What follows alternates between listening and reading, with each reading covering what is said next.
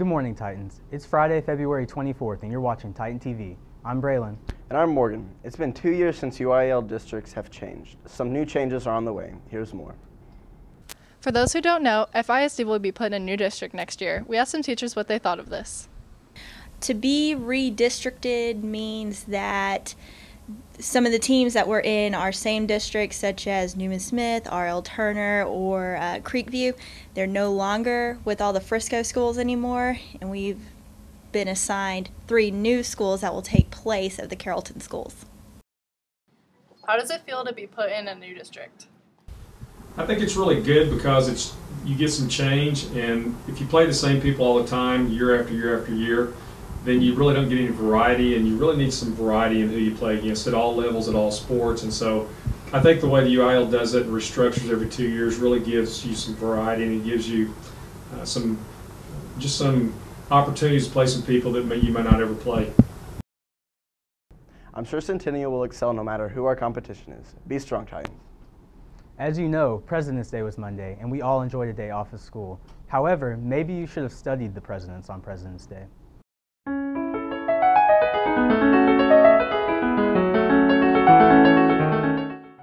President or not Calvin Coolidge? Yes. President or not Samuel Harding? No. President or not Calvin Coolidge? He was a president. President or not Samuel Harding? Yes. Well, no. President or not Grover Cleveland? President. President or not Thomas Ford? Not. President or not John Tyler? Not. President or not Thomas Ford? Nope. President or not Calvin Coolidge? Yep.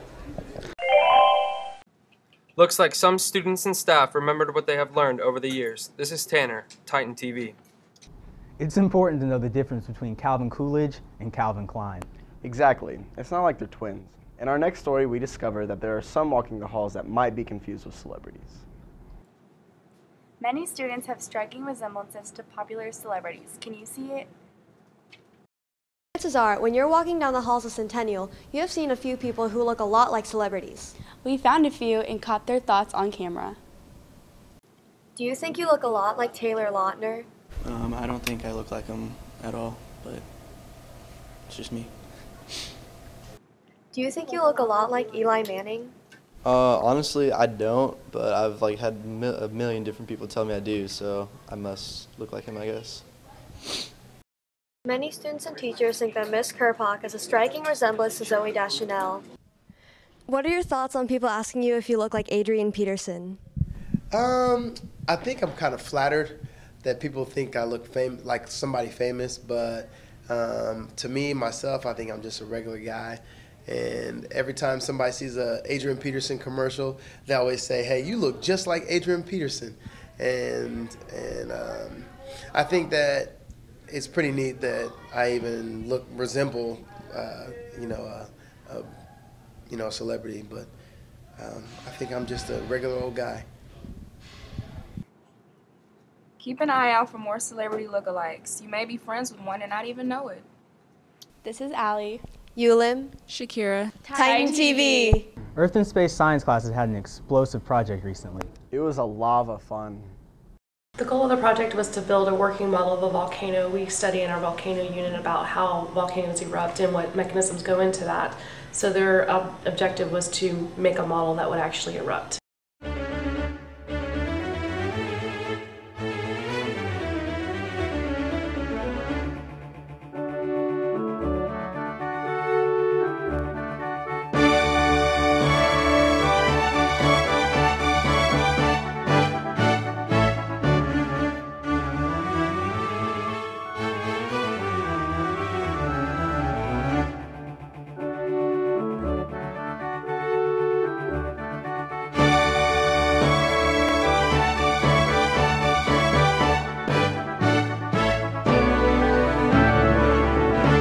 We had one today that used an air pressure system and jello to erupt out of the volcano, and it shot at least 20 to 30 feet high and out. That coated a lot of us with red jello, which was pretty interesting.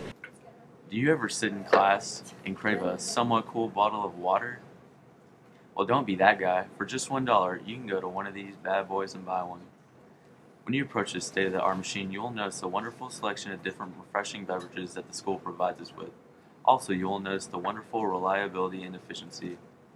Next time you're roaming the halls of CHS, stop by one of these guys and grab a bottle today. Is it just me, or does 2012 seem longer? It's a leap year, but why? Why must we have an extra day at the end of February? Well, it turns out the Earth does not make a perfect revolution around the Sun. It doesn't end at 365 days, but rather 365.242 days. What does that mean? It means we have one extra day to put somewhere on the calendar every 4th year. So where to begin? Rome, with that Julian calendar. This was the first calendar to use a leap year coming after every 3 years. However, this caused a problem because it added an extra day to the 1st and 4th year of every cycle, and after 36 years it resulted in an extra 3 days. Augustus said no, rebalanced the calendar and made a leap year every 4 years. At the same time, speculation has it that he stole an extra day from February, changing it to 28 from 29, and stuck that extra day in his Mons Sextilis, or as has been recently renamed, August. However, there is a flaw. Every 4 years is a leap year, unless it's divisible by 100.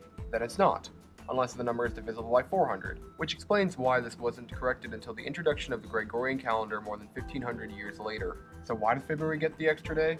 Well, in the Roman system of numbering, which replaced by sequential numbering of the late Middle Ages, it was just easiest to pop that extra day at the end of February and be done with it.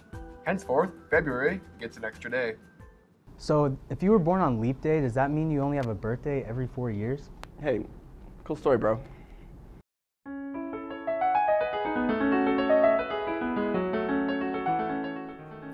English teacher Stephanie Green received a very special Valentine, Drake Asher Green, at 1:40 p.m., weighing in at 6 pounds, 6 ounces, and 19 inches long. Congratulations, Mrs. Green, and your family.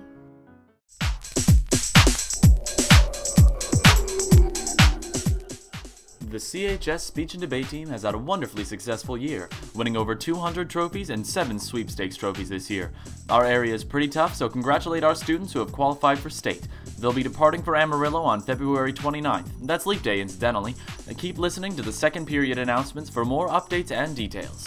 Spanish Club will be celebrating Mardi Gras and Carnival on Tuesday, February 28th at 4:15 in room A206. Join us for king cake, drinks, and Mardi Gras and Carnival mask making. The regular NHS March meeting will be on Tuesday, February 28th due to tax testing and spring break in March. The meeting will be in the new lecture hall at 8:15 and 4:15. Students who receive blue notices about National Honor Society membership need to pick up NHS packets in the attendance office today. Stuco class president and vice president elections are just around the corner. See Mrs. Pospick or Mr. Webb for more info on running for office. Our 5 DECA state qualifiers competed in the DECA District Career Development Conference on February 4th at Lone Star High School. State will be in Corpus Christi March 1st to March 5th. These students are Michael Logan, Sai Badapudi, Desiree Natali, Kiran Navaneeth, and Sarah Ahmad. Congratulations. Titan TV is collecting photos for the senior slideshow. If you'd like your photos featured on the slideshow in May, please email them to titantv@friscoisd.org. Please remember to keep your photos school appropriate. This past week, Centennial has been fairly successful. On Monday the 12th, the girls' soccer team played tough and managed to end up with a tied score of 1-1. On the 17th, the girls' softball struck out Denton with a score of 4-0, and boys' soccer stomped Wakeland with a score of 3-0.